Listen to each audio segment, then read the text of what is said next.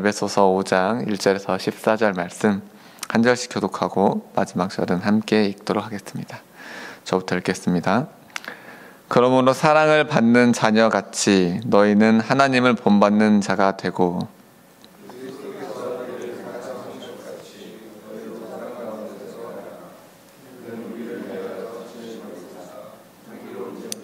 희생제물로 하나님께 드리셨느니라. 음행과 온갖 더러운 것과 탐욕은 너희 중에서 그 이름조차도 부르지 말라. 이는 성도에게 마땅한 바니라. 어성 말이나 희롱의 말이 마땅하지 아니하니 오히려 감사하는 말을 하라. 너희도 정녕 이것을 알거니와 음행하는 자나 더러운 자나 탐하는 자 곧 우상 숭배자는 다 그리스도와 하나님의 나라에서 기업을 얻지 못하리니 누구든지 헛된 말로 너희를 속이지 못하게 하라. 이로써 말미암아 하나님 신호가 불순종의 아들들에게 임하나니 그러므로 그들과 함께 하는 자가 되지 말라. 너희가 전에는 어둠이더니 이제는 주 안에서 빛이라. 빛의 자녀들처럼 행하라. 빛의 열매는 모든 착함과 의로움과 진실함에 있느니라. 주를 기쁘시게 하는 것이 무엇인가 시험하여 보라.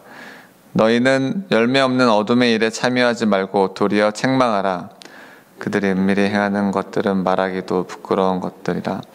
그러나 책망을 받는 모든 것은 빛으로 말미암아 드러나니 드러나는 것마다 빛이니라. 함께 읽겠습니다. 그러므로 이르시기를 잠자는 자여 깨어서 죽은 자들 가운데서 일어나니라. 그리스도께서 너에게 비추이시리라 하셨느니라. 아멘. 오늘 이 아침 새벽에 나온 여러분들에게 주님의 사랑의 빛, 생명의 빛이 비추어서 정말 이 말씀 가운데 풍성한 열매 맺는 이 시간 되길 예수님을 축복합니다. 네, 오늘의 주제는 빛의 자녀입니다. 오늘 큐티 본문에도 이 빛의 자녀 제목에도 이렇게 나와 있는데요. 빛의 자녀란 뭘까? 빛 대신 주님의 자녀가 바로 빛의 자녀겠죠. 우리가 밤하늘을 보면 마치 지금 새벽이라 태양은 보이지 않습니다. 그렇지만 이 태양의 빛을 반사하는 달이 있습니다. 이 달이 어두운 밤하늘을 비추는 것처럼 빛 대신 주님의 이 강력한 빛은 스스로 빛을 낼 수 없는 이 달에게 빛을 발하게 합니다. 빛의 자녀는 어떤 특징을 가지고 있을까요? 에베소서 5장 1, 2절 말씀을 보면 그러므로 사랑을 받는 자녀같이 너희는 하나님을 본받는 자가 되고 그리스도께서 너희를 사랑하신 것 같이 너희도 사랑 가운데서 행하라. 첫 번째 특징은 사랑받는 자녀라는 것입니다. 우리 하나님 아버지는 우리에게 사랑의 빛을 비춰주십니다. 식물이 햇빛을 받아서 광합성을 하죠. 광합성을 하고 성장하는 것처럼 이 빛의 자녀들은 하나님의 사랑을 받아 온기를 유지하고 성장할 수 있습니다. 그렇게 성장한 식물은 또 자연스럽게 열매를 맺게 됩니다. 두 번째 특징은 하나님을 본받는 자입니다. 자녀들이 아버지를 바라보면서 아버지의 모습을 닮아가는 것이죠. 세 번째 특징은 그 사랑 가운데 행하는 자입니다. 본받는데 행하지 않는다면 그것도 이상한 것이겠죠. 우리는 그 사랑 가운데 자연스럽게 따라서 행하게 되는 것입니다. 예수님을 구조로 영접한 우리들은 이와 같이 빛의 자녀들이 되었습니다. 그렇다면 이 빛의 자녀 안에 어둠의 행실이 있을까요? 없을까요? 네, 있습니다. 네. 빛의 자녀의 실상은 그 안에 아이러니하게도 어둠의 행실이 있다는 것입니다. 그 어둠의 행실이 있다는 증거가 무엇일까요? 바로 오늘 본문 바울의 권면에서 우리는 찾아볼 수가 있습니다. 바울은 이렇게 얘기합니다. 그리스도께서 너희를 사랑한 것 같이 너희도 사랑 가운데서 행하라. 이 말은 어쩌면 너희가 행하지 않는다라는 반증일 수도 있을 것입니다. 3절에 음행과 온갖 더러운 것과 탐욕은 너희 중에서 그 이름조차도 부르지 말라. 누추함과 어리석은 말이나 희롱의 말이 마땅하지 아니하니. 이 말은 이런 것들이 그 당시 에베소 성도들에게 있었기 때문에 바울이 하는 권면이라고 생각해 볼 수 있습니다. 그러면서 8절에 이야기합니다. 너희가 전에는 어둠이더니 이제는 주 안에서 빛이라. 빛의 자녀들처럼 행하라. 저는 이 말씀을 읽으면서 바울의 간곡함이 느껴졌습니다. 너희 이제 어둠의 자식들 아니야. 정체성 바뀌었어. 빛의 자녀잖아. 제발 빛의 자녀답게 행해주지 않을래? 하는 그런 마음이 좀 느껴졌던 것 같습니다. 에베소 교회는 세상 여느 교회들과 마찬가지로 문제 많은 교회였습니다. 이런 빛의 자녀에게 어둠의 행실이 있는 이유가 뭘까요? 바로 첫 번째는 인간의 실존이 그렇습니다. 우리 믿는 자들의 실존이 마르틴 루터의 말처럼 이 빛의 자녀의 상태는 의인이자 죄인입니다. 법적으로 의인이라 칭함을 받은 상태지만, 그래서 죄책은 벗어났지만 타락으로 인한 죄의 오염은 완전히 사라지지 않은 상태인 것이죠. 그렇기 때문에 우리는 성화를 거치고 있는 것이고, 육신의 옷을 입고 있는 한 내 안의 죄성과의 싸움은 죽을 때까지 끝나지 않을 것입니다. 두 번째로는 이 세상과의 씨름인데요. 이 세상이 악하기 때문입니다. 에베소서 6장 11절 12절에 이런 말씀이 있습니다. 마귀의 관계를 능히 대적하기 위하여 하나님의 전신갑주를 입으라. 우리의 씨름은 혈과 육을 상대하는 것이 아니요 통치자들과 권세들과 이 어둠의 세상 주관자들과 하늘에 있는 악의 영들을 상대함이라. 그렇죠. 통치자, 권세, 어둠의 세상 주관자, 하늘에 있는 악의 영들은 끊임없이 우리를 넘어뜨리려 하고 죄악에 물들이려 애쓰고 있습니다. 빛의 자녀들이라고 이름만 가진, 교회 성도라고 이름만 가진 실제 삶은 어둠의 자식들을 만들기 위해 애쓰고 있습니다. 끊임없는 영적 전쟁의 상황인 것이죠. 이처럼 내 안에 죄성이 있고 영적 전쟁이 치열한 상황 속에서 우리가 빛의 자녀로서 버릴 것은 무엇인지, 또 행할 것은 무엇인지, 취할 것은 무엇인지 말씀을 통해 살펴보도록 하겠습니다. 이 말씀을 거울 삼아 내가 말씀대로 살아가고 있는지 자기를 돌아보는 시간이 되었으면 좋겠습니다. 첫 번째는 버릴 것입니다. 우리가 나무가 좋은 열매를 맺으려면 때론 가지치기가 필요합니다. 나무에는 병든 것이 있고요, 또 썩은 것, 잘라버리지 않으면 그 부패한 영향이 나무 전체에 미쳐서 나무에게 치명적인 영향을 끼칠 수 있는 것들이 있습니다. 그렇기 때문에 가지치기는 필수적입니다. 그렇다면 빛의 자녀가 반드시 버려야 할 것은 무엇일까요? 아까 읽었던 에베소서 5장 3, 4절에 이렇게 나와 있습니다. 음행과 온갖 더러운 것과 탐욕은 너희 중에서 그 이름조차도 부르지 말라. 이는 성도에게 마땅한 반이라. 누추함과 어리석은 말이나 희롱의 말이 마땅하지 아니하니 오히려 감사하는 말을 하라. 첫 번째는 음행입니다. 음행, 포르네이아. 이것은 합법적인 결혼 생활 이외에 빚어지는 모든 성적 부도덕이라고 이렇게 나와 있는데요. 예수님은 그런 어떤 행동뿐만 아니라 생각조차도 마음으로 가늠한 것도 가늠한 것이라고 했습니다. 우리 교회 성도들 중에 행동으로 가늠한 분은 없을 거라고 저는 믿어 의심치 않는데, 사실 이 마음으로 가늠한 것들은 정말 이 세상을 살아가면서 끊임없는 영적 전쟁 가운데 있습니다. 저도 마음으로도 가늠하지 않으려고 항상 애쓰는데, 이게 뉴스를 제가 많이 보지도 않지만 가끔 보면은 눌러보지도 않아도 헤드라인만 봐도 너무나도 이상한 뉴스 헤드라인들을 볼 때도 있습니다. 그럴 때 이게 참 너무 탁하고 너무 안타까운 대한민국의 현실을 보게 되는데요. 그럴 때마다 항상 기도를 합니다. 그런 헤드라인만 눈을 스쳐 지나가도 주여, 예수님, 주의 보혈만 선포하면서 순간순간 바로 쫓아내는 치열한 영적 전쟁 가운데 그 음행에서 저를 지키려고 저도 애쓰곤 합니다. 두 번째는 더러운 것인데, 아카다르시아 이런 말인데요.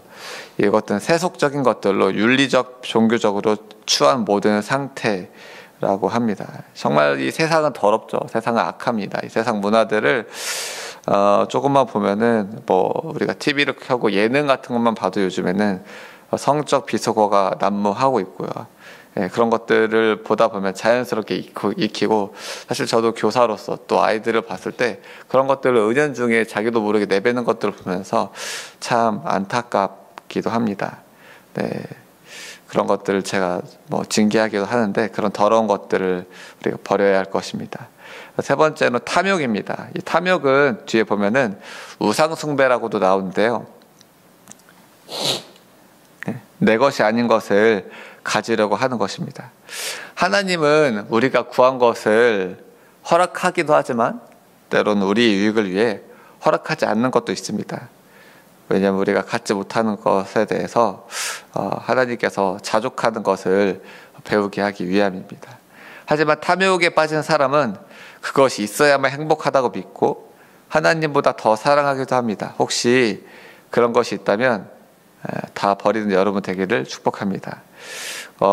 탐욕이 내 안에 있나 없나를 알아보는 좋은 방법, 우상숭배가 내 안에 있나 없나를 알아보는 방법 중에 하나는 하나님이 우리에게 주신 돈과 시간을 어디에다 사용하는가를 한번 돌아보는 것입니다.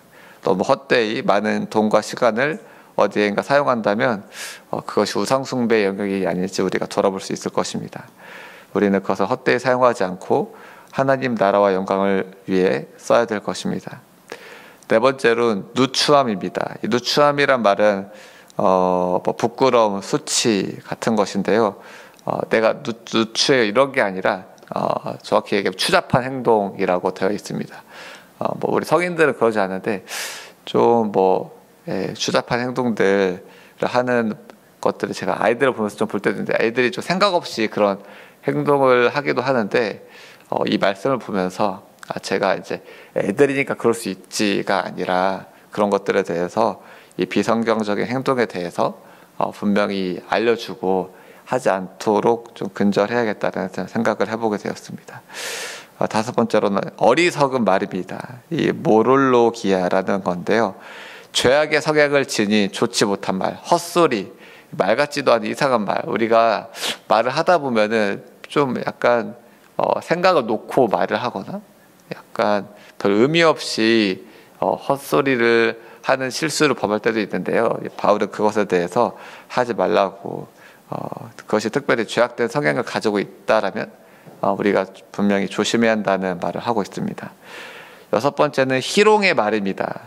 유트라펠리아. 이것은 저질적인 농담, 지저분한 농담, 조롱하는 말, 비하하는 말. 우리가 누구 닮았네 깔깔깔 하면서 그렇게 놀리기도 하고 어떤 신체나 외모를 가지고 놀리기도 하고 또는 없는 자리에서 걔 그랬대 하면서 약간 뒷담하는 것처럼 까르르 까르르 하면서 욕하는 그런 것들이 다 우리가 희롱의 말이라고 할 수 있는데 그런 것도 하지 말라고 바울은 권면하고 있습니다. 이런 것들을 통칭하여서 바울은 뭐라고 하냐? 열매 없는 어둠의 일이라고 말합니다. 이 열매 없는 어둠의 일의 특징은 특별히 은밀히 행한다는 것입니다. 사실은 이게 빛 가운데 행할 수 없는 것들이죠. 이 은밀히 행한다는 거는 어떤 게 있을까? 어떤 목사님은 이런 표현을 했습니다. 방에 가지 말라. 우리나라에 있는 방들은 다 이상하다. 노래방, 찜질방, DVD방, PC방. 저는 여기까지 말하는데 뭐가 있나 인터넷에서 좀 검색을 해보니까 좀 입에 담기도 어려운 되게 이상한 방들이 많더라고요. 전화방, 안마방 등등 더 이렇게 봤는데 진짜 되게 우리나라의 방 문화는 너무나도 심각한 것 같습니다. 타락하고 음란한 문화를 선도해 갔는데 이런 곳에 우리가 결코 가지 말아야 될 것입니다. 사실 우리가 그런 데 가지 않잖아요. 그런데 우리는 그것보다는 은밀히 행할 때가 언제냐? 혼자 있을 때인 것 같습니다. 아무도 없을 때, 아무도 없이 내가 핸드폰을 보고 있을 때 내가 뭘 보고 있나? 그것이 이 시대의 성도들에게 말하는 것 같습니다. 세 번째로는 또 그런 게 아니라도 나를 징계할 사람이 없는 권위자가 없을 때 우리가 무슨 말을 하는가인 것 같습니다. 부모님이 없을 때, 여기 다 부모님들이 앉아 계시긴 하지만 대부분, 또 직장 상사가 없을 때, 또 우리 학생들을 보자면 선생님이 없을 때, 아이들을 보면 선생님이 있을 때와 선생님이 없을 때의 모습이 좀 다를 때가 있는데 그런 이야기들을 나중에 들으면 참 안타깝기도 합니다. 또 우리로 치면 목사님이 없을 때 그렇게 얘기해 볼 수가 있을 텐데요. 이렇게 권위자가 없을 때 마치 하나님이 없는 것처럼 우리가 하는 말과 행동들에 대해서 열매 없는 어둠의 일이 되지 않도록 스스로 우리가 항상 주님 앞에서 코람데오 정신으로 우리 말과 행동을 경계해야 할 것입니다. 그렇다면 이런 것들, 열매 없는 어둠의 일들을 왜 버려야 할까요? 그냥 이 정도만 살면 됐지, 나 정도면 괜찮지 우리가 할 수 있는데 이런 것들을 이런 것도 좀 해주면서 세상 사람들과 어울리면 안 되나라고 했을 때 바울은 분명히 경계하고 있습니다. 정녕 너희도 정녕 이것을 알거니와 5절 말씀에 음행하는 자나 더러운 자나 탐하는 자 곧 우상 숭배자는 다 그리스도와 하나님의 나라에서 기업을 얻지 못하리니. 첫 번째로는 이제 빛의 자녀라는 정체성과 어울리지 않기 때문이고, 두 번째는 정말 심각한 하나님의 나라에서 기업을 얻지 못하기 때문입니다. 네, 이렇게 바울은 뭐가 나쁜지 분명하게 알려주고 이렇게 알려줬는데, 하나님의 나라에서 기업을 얻지 못한다고 경고했는데도 불구하고 이러한 지식과 경고를 무시하는 사람들이 그 당시에도 있었던 것 같습니다. 로마서에는 이렇게 얘기합니다. 그들이 이 같은 일을 행하는 자는 사형에 해당한다고 하나님께서 정하심을 알고도 자기들만 행할 뿐 아니라 또 그런 일을 행하는 자들을 옳다 하느니라. 사회생활하다 보면 그럴 수도 있어. 나도 집사야. 아휴, 이렇게 얘기하는 것이죠. 마치 하나님이 안 된다고 했던 것을 뱀이 유혹해서 됐다고 했던 것처럼 괜찮다고 하는 자들이 태초에나 지금에나 동일하게 있습니다. 이런 사람들이 있을 때 우리는 어떻게 해야 될까요? 이 악한 것들에 대해 대처하는 것, 악에 대한 대처를 바울은 세 가지로 제안해주고 있습니다. 첫 번째로는 헛된 말에 속지 말라 했습니다. 악한 말과 행동을 해도 괜찮아, 상관없어. 하나님은 은혜의 하나님이야. 무슨 짓을 해도 다 용서해줘. 어차피 구원받은 백성 아니야? 이렇게 속입니다. 그들에 대해서 바울은 이렇게 권면합니다. 누구든지 헛된 말로 너희를 속이지 못하게 하라. 이로 말미암아 하나님의 진노가 불순종의 아들들에게 임하나니. 네, 하나님의 진노가 있습니다. 두 번째로는 그들과 함께하지 말라고 말합니다. 그러므로 그들과 함께하는 자가 되지 말라. 7절에 말씀합니다. 우리는 악한 역사가 있는 모임이 있다면 꼭 그 자리에 있어야 되는 정말 어떤 상황이 있지 않은 한 그 자리를 피하는 것이 지혜입니다. 함께하는 것 자체가 암묵적인 동의가 될 수 있기 때문입니다. 세 번째로는 책망하라입니다. 너희는 열매 없는 어둠의 일에 참여하지 말고 도리어 책망하라. 이렇게 바울은 권면하고 있습니다. 지금까지 우리는 버릴 것, 악에 대한 대처법을 살펴봤는데요. 이렇게 나쁜 것을 버리고 하나님 아버지로부터 사랑의 빛, 생명의 빛을 우리가 계속 이렇게 받게 되면은 빛의 자녀는 자연스럽게 열매를 맺게 됩니다. 예수님께서도 열매로 나무를 알리라고 말씀하셨는데요. 빛의 자녀는 어떤 열매를 맺게 될까요? 9절 말씀에 나옵니다. 빛의 열매는 모든 착함과 의로움과 진실함이 있느니라. 이 착함이라는 헬라어는 아가도시네라는 건데요. 온유하고 도덕적인 상품을 의미합니다. 여러분은 어떤 사람을 착하다고 혹시 여기시나요? 저 사람은 착해 라고 하는 사람 혹시 주변에 있으신가요? 이 착함은 영어로 굿니스, 선함이라고 하는데 사실 이 앞장에 좀 구체적으로 나옵니다. 에베소서 4장 31, 32절에 너희는 모든 악독과 노함과 분냄과 떠드는 것과 비방하는 것을 모든 악의와 함께 버리고, 이런 것들이 있다면 뭐 악독, 노함, 분냄, 떠드는 것, 비방하는 게 있다면 우리가 그런 사람을 착하다고 말할 수 없겠죠.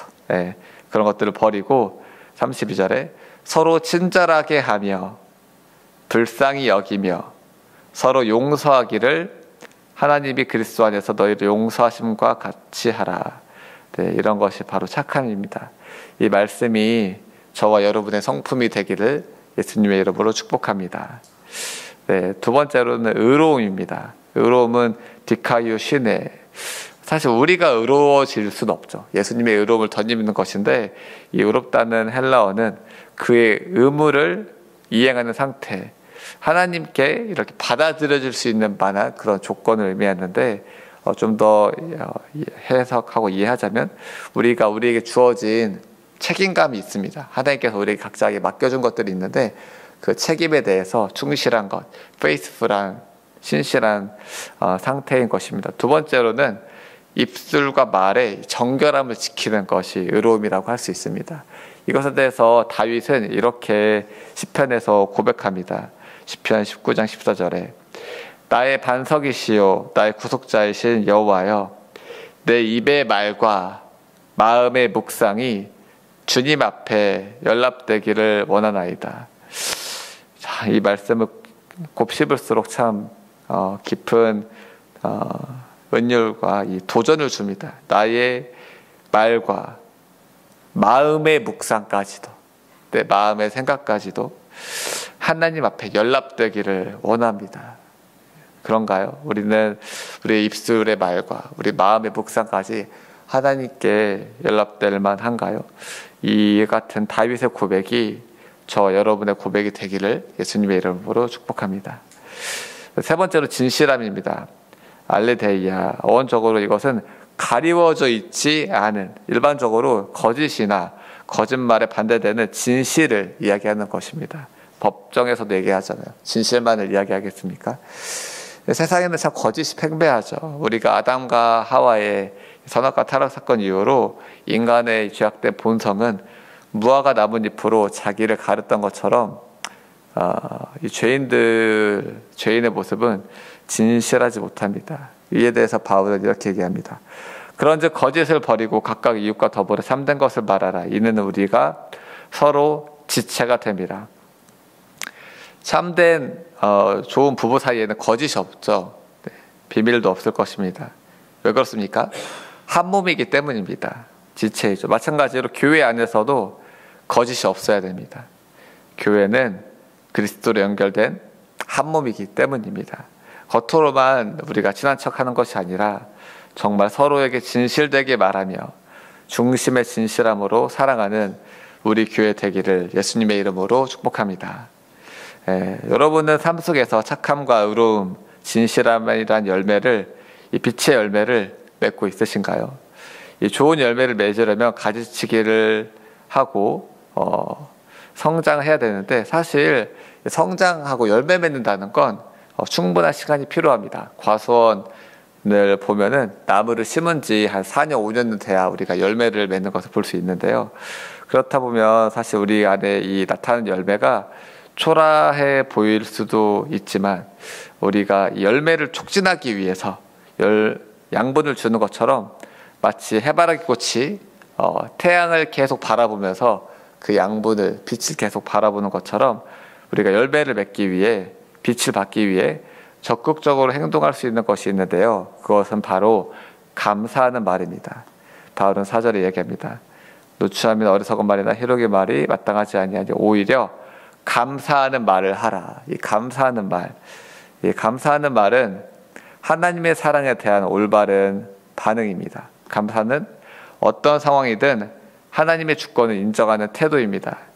이 감사는 부정적인 상황을 반전시키는 능력의 말입니다. 우리가 슬픈 일, 힘든 일이 있고 미운 사람, 연약한 사람이 눈에 거슬리고 또한 나의 초라한 비참함에 낭망하더라도 우리는 이 모든 것을 감사의 말로써 승리할 수 있습니다. 또한 감사는 왕 대신 하나님 앞에 합당한 겸손의 말입니다. 우리가 잘 되는 일이 있으면 교만한 마음이 들어올 수 있는데요. 그때 주님이 하셨습니다. 모든 것이 은혜입니다. 라는 감사의 고백으로 하나님께 영광 돌릴 수 있습니다. 감사는 작은 승리에 교만하려는 우리의 죄성을 뽑아내는 능력의 말입니다. 내 입이 감사를 하면 그 말을 우리의 귀가 듣고 우리의 영혼이 듣습니다. 또 주변의 이웃들이 듣게 됩니다. 이 감사의 말은 그래서 영혼의 자양분이 됩니다. 그래서 감사는 우리 영혼을 자라게 하죠. 그래서 감사라는 말은 정말 많이 할수록 좋은 말인 것 같습니다. 여러분은 평소에 감사의 말을 얼마나 하시나요? 요즘 참 단풍이 아름답습니다. 단풍을 볼 때 저는 특별히 우리를 향한 하나님의 사랑을 느껴서 감사하게 됩니다. 이제 추세감사의 시즌인데요. 우리 모두 영적인 해바라기가 되어서 이 감사가 넘쳤으면 좋겠습니다. 오늘 말씀을 요약하자면 우리 안에 병든 것을 제거하고 넘치는 감사의 말로 우리 영혼의 양분을 제공하여 착함과 의로움과 진실함의 열매를 풍성하게 맺는 여러분 되기를 예수님의 이름으로 축복합니다. 제가 기도하겠습니다. 사랑이 많으신 하나님 아버지, 어둠 속에 있던 우리를 빛의 자녀 삼아 주셔서 감사합니다. 또한 당신 안에 진리의 빛으로 우리 안에 어둠을 몰아내어 아버지를 닮아가게 하심에 감사합니다. 앞으로도 우리에게 사랑의 빛을 비추어 주셔서 착함과 의로움과 진실함의 열매를 아름답게 맺어가는 인생 될 수 있도록 축복하여 주시옵소서. 예수님의 이름으로 기도했습니다. 아멘.